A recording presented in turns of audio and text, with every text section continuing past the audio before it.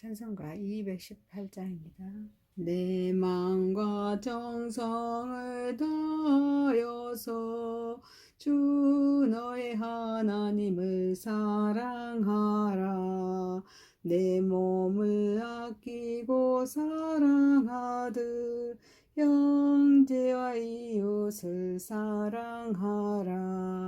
주께서 우리 계명하시니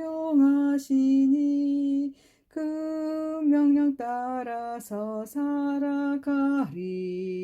널 미워 해치는 온수라도 언제나 너 그렇게 사랑하라. 널 핍박하는 자에서도 신실한 마음으로 복을 빌라. 주께서 우리 계명하시니 그 명령 따라서 살아가리. 나 항상 주님을 멀리하고 형제를 사랑하지 못하였다. 이러한 죄인을 사랑하사 주께서 몸 버려 죽으셨다. 속죄 큰 사랑 받으니 뭐 내 생명 다 바쳐 충성하리. 아멘. 하사 천지를 만드신 하나님 아버지를 내가 믿사오며 그 외아들 우리 주 예수 그리스도를 믿사오니 이는 성령으로 잉태하사 동정녀 마리아에게 낳으시고 본디오 빌라도에게 고난을 받으사 십자가에 못 박혀 죽으시고 장사한 지 사흘 만에 죽은 자 가운데서 다시 살아나시며 하늘에 오르사 전능하신 하나님 우편에 앉아 계시다가 저리로서 산 자와 죽은 자를 심판하러 오시리라. 성령을 믿사오며 거룩한 공의와 성도가 서로 교통하는 것과 죄를 사하여 주시는 것과 몸이 다시 사는 것과 영원히 사는 것을 믿사옵나이다. 아멘. 하나님 말씀은 고린도전서 16장 1절에서 12절입니다. 성도를 이해하는 연보에 관하여는 내가 갈라디아 교회들에게 명한 것 같이 너희도 그렇게 하라. 매주 첫날에 너희 각 사람의 수입에 따라 모아 두어서 내가 갈 때 연보를 하지 않게 하라. 내가 이를 때 너희가 인정한 사람에게 편지를 주어 너희의 은혜를 예루살렘으로 가지고 가게 하리라. 만일 나도 가는 것이 합당하며 그들이 나와 함께 가리라. 내가 마게도냐를 지날 터이니 마게도냐를 지난 후에 너희에게 가서 혹 너희와 함께 머물며 거울을 지냈을까 하니 이는 너희가 나를 내가 갈 곳으로 보내어 주게 하려 함이라. 이제는 지나는 길에 너희 보기를 원하지 아니하노니 이는 만일 주께서 허락하시며 얼마 동안 너희와 함께 머물기를 바랍니다. 내가 오순절까지 에베소에 머물러 하며 내게 광대하고 유효한 문이 열렸으나 대적하는 자가 많음이라. 디모데가 이르거든 너희는 조심하여 그로 두려움이 없이 너희 가운데 있게 하라. 이는 그도 나와 같이 주의 일을 힘쓰는 자임이라. 그러므로 누구든지 그를 멸시하지 말고 평안히 보내어 내게로 오게 하라. 나는 그가 형제들과 함께 오기를 기다리노라. 형제 아볼레에게 대하여는 그에게 형제들과 함께 너에게 가라고 내가 많이 권하였으나 지금은 갈 뜻이 전혀 없으나 기대가 있으면 가리라. 아멘. 전능하시고 거룩하신 하나님 아버지 우리 예배를 받으시옵소서. 예수님의 이름으로 기도하옵나이다. 아멘. 고린도전서 16장 1절에서 12절 말씀으로 성도를 위한 연보라는 제목으로 은혜를 받고자 하겠습니다. 첫 번째, 사랑을 실천하는 연보입니다. 1절입니다. 바울은 고린도 교회 성도들에게 가난한 예루살렘 성도를 돕기 위한 연보를 요청합니다. 이 연보는 고린도 교회만을 위한 특별한 규정이 아니라 이미 갈라디아의 여러 교회에도 동일하게 지시했던 교회의 공통된 실천이었습니다. 이는 단순한 현금이 아니라 복음 안에서 성도들이 마땅히 실천해야 할 사람의 행위였습니다. 로마서 15장 26절에서 바울은 마게도냐와 아가야 사람들이 예루살렘 성도 중 가난한 자들을 위하여 기쁘게 연보하였음이라고 말합니다. 이 연보는 단순한 구제 활동이 아닙니다. 이방인 그리스도인들과 유대인 그리스도인들 사이의 영적인 연합과 일체감의 고백이었습니다. 이방 교회들은 예루살렘 교회를 통해 복음이라는 영적인 유업을 받았기에 이제 물질로 그 사랑에 응답하여서 영적인 빛을 갚는 것입니다. 또한 연보는 그리스도의 자기 비움을 본받는 삶의 표현입니다. 바울은 고린도후서 8장 9절에서 우리 주 예수 그리스도의 은혜를 너희가 알거니와 부요하신 이로써 너희를 위하여 가난하게 되심은 그의 가난함으로 말미암아 너희를 부유하게 하려 하심이라 라고 말합니다. 그리스도께서 자신을 내어주심으로써 우리를 부유하게 하신 것처럼 성도의 연보는 그리스도의 희생과 사랑을 삶 속에서 재현하는 신앙의 실천입니다. 더 나아가서 이 연보는 이방 교회가 단순한 그런 복음의 수혜자가 아니라 하나님 나라 사역에 적극적으로 참여하는 공동체임을 선언하는 행위였습니다. 오늘날에도 이 원리는 변하지 않습니다. 우리의 헌금은 지역교회의 필요를 채우는 데 머물러서는 안 됩니다. 세계 선교와 또 박해받은 교회의 재난으로 고통받는 성도들 그리고 아직 복음을 듣지 못한 민족들을 향해 흘러가야 합니다. 이러한 연보는 교회의 경계를 넘어서 하나님 나라를 세우는 선교적인 사역이 됩니다. 따라서 연보는 단순히 돈을 하나님께 드리는 행위가 아니라 사랑을 하나님께 드리는 예배입니다. 예배는 예배당 안에서 끝나지 않습니다. 하나님의 사랑이 우리의 삶을 통해 이웃에게 흘러갈 때 예배는 비로소 완성됩니다. 참된 신학은 반드시 사랑의 실천으로 나타나면서 참된 믿음은 나눔과 섬김으로 열매를 맺습니다. 사랑하는 성도 여러분, 그러므로 성도는 박해받는 교회와 재난 지역의 성도들 복음이 또 전해지지 않는 민족들을 위해서 구체적인 연보의 계획을 세워야 합니다. 또한 주변의 어려운 성도와 이웃을 세심하게 살피면서 물질뿐 아니라 시간과 재능까지도 기꺼이 나누는 삶을 살아감으로 또 하나님께 영광 올려드리는 저와 여러분이 되시기를 소망합니다. 두 번째입니다. 연보를 준비하고 전달하는 성경적인 원칙 2절에서 4절입니다. 바울은 예루살렘 교회의 가난한 성도들 위한 연보가 즉흥적이거나 감정적인 모금이 되지 않도록 매우 구체적인 원칙을 제시합니다. 매주 첫날마다 계획적으로 준비하라. 둘째, 각 사람이 자신의 형편과 하나님께서 허락하신 수입에 따라 준비하라. 셋째, 바울이 도착한 후에 급하게 모금하지 말고 미리 준비하라. 넷째, 교회가 인정한 사람들을 통해서 연보를 전달하라. 다섯째, 필요하다면 바울 자신도 함께 동행하여서 책임있게 전달하겠다. 이처럼 본문은 단순한 헌금의 기적이 아닙니다. 하나님의 일을 위한 재정을 어떻게 준비하고 관리하여서 전달해야 하는지에 대해서 성경에서 말하는 원칙을 제시합니다. 바울은 하나님께 드리는 헌금이 충동적인 감정이나 일시적인 열심으로 이루어져서는 안 되며 신앙의 원칙과 질서 속에서 준비되어야 함을 가르칩니다. 매주 첫날, 곧 주일마다 드리는 규칙적인 헌금은 신앙의 리듬을 형성합니다. 규칙성은 신앙을 훈련하고 훈련은 경건한 인격을 세웁니다. 또한 수입에 따라 드리라는 원칙은 하나님께서 각 사람에게 형통하게 하신 만큼 감사함으로 드리라는 의미입니다.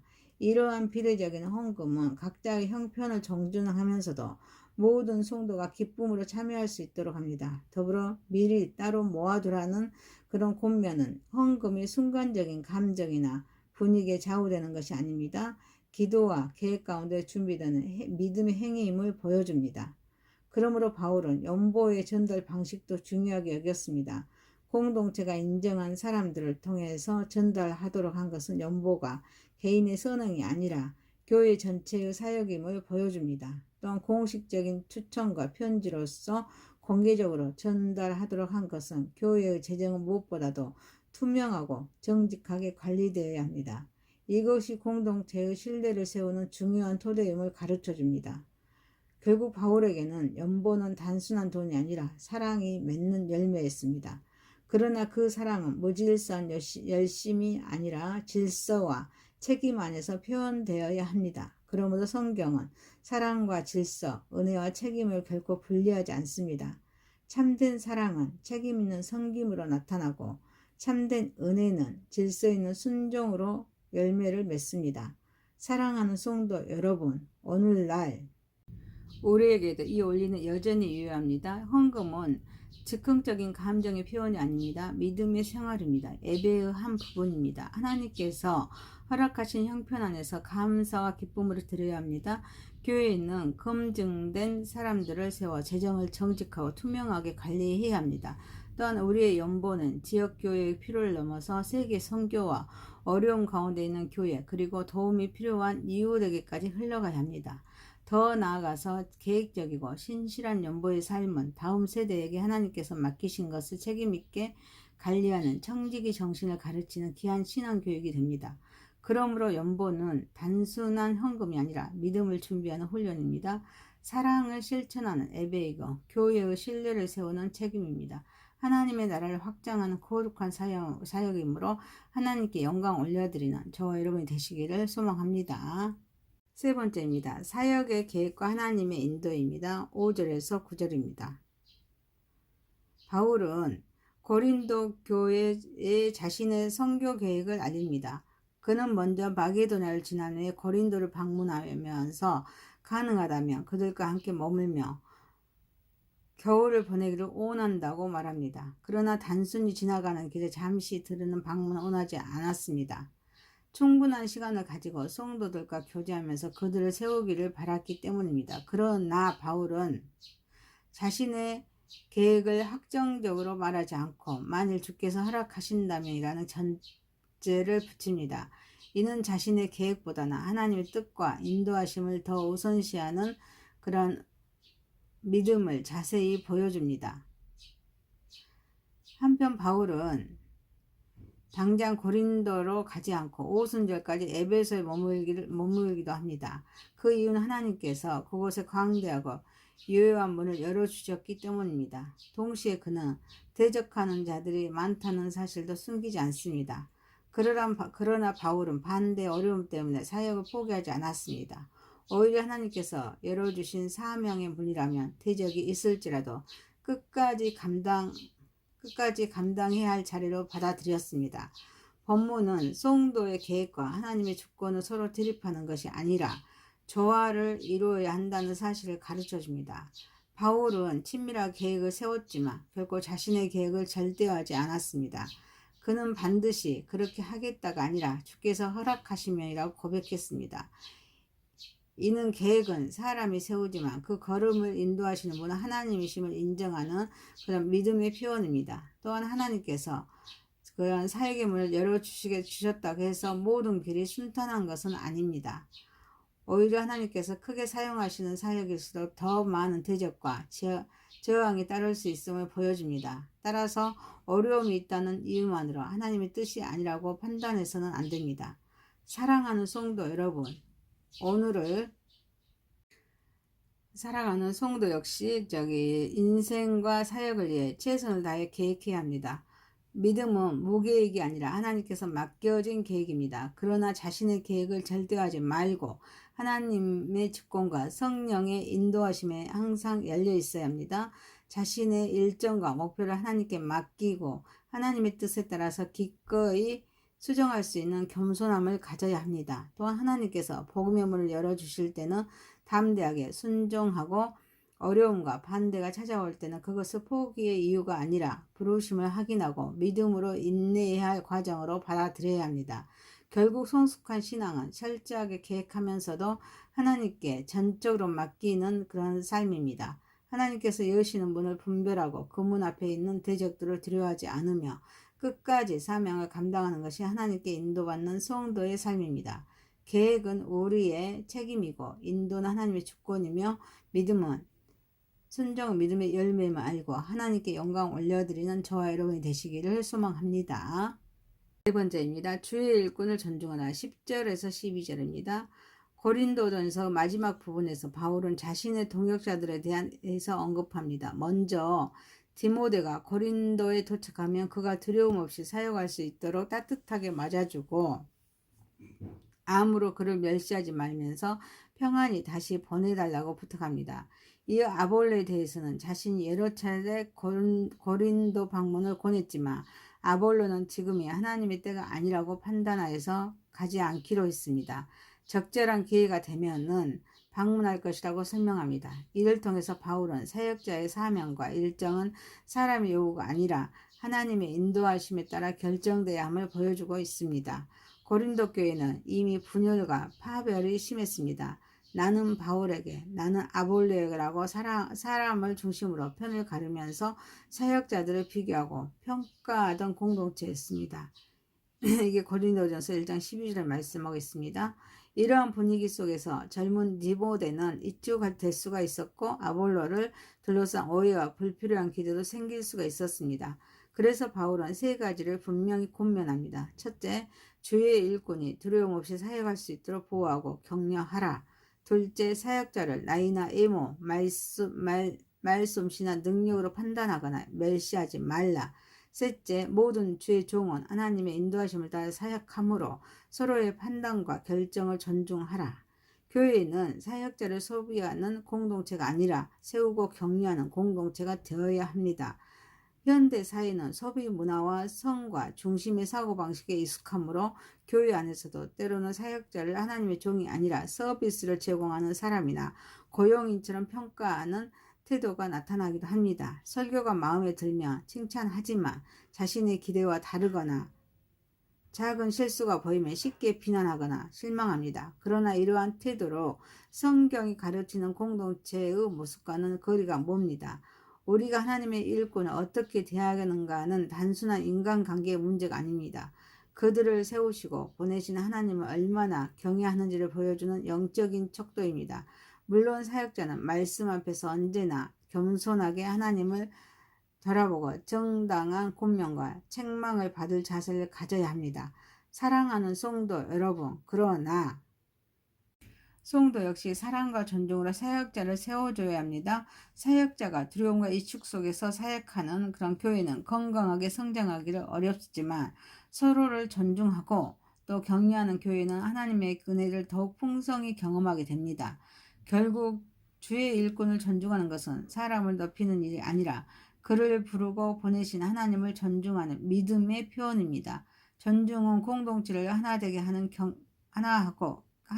하고 격려는 사역을 지속하게 하면서 협력은 복음의 사역을 더욱 풍성하게 합니다. 구원을 계획하신 하나님께서 세우신 일꾼들을 귀하게 여기고 함께 동역하는 교회야말로 하나님 나라를 건강하게 세워가는 성숙한 공동체이므로 하나님께 영광 올려드리는 저와 여러분이 되시기를 소망합니다. 고린도전서 16장 1절에서 12절 말씀으로 성도를 위한 연보란 제목이었습니다. 첫 번째, 사랑을 실천하는 연보. 두 번째, 연보를 준비하고 전달하는 성경적인 원칙. 세 번째, 사역의 계획과 하나님의 인도. 네 번째, 주의 일꾼을 존중하라. 전능하시고 거룩하신 하나님 아버지, 박해받는 교회와 재난 지역의 성도들, 복음이 전해지지 않는 민족들을 위해 구체적인 연보와 계획을 세워 나아가게 하옵소서. 주변의 어려운 성도와 이웃을 세심하게 살피며 물질뿐 아니라 시간과 재능까지도 기꺼이 나누는 삶을 살아가게 하옵소서. 연보는 단순한 헌금이 아니라 믿음을 준비하는 훈련이며 사랑을 실천하는 예배이고 교회의 그런 신뢰를 세우는 책임이면서 하나님 나라를 확장하는 거룩한 사역이게 하옵소서.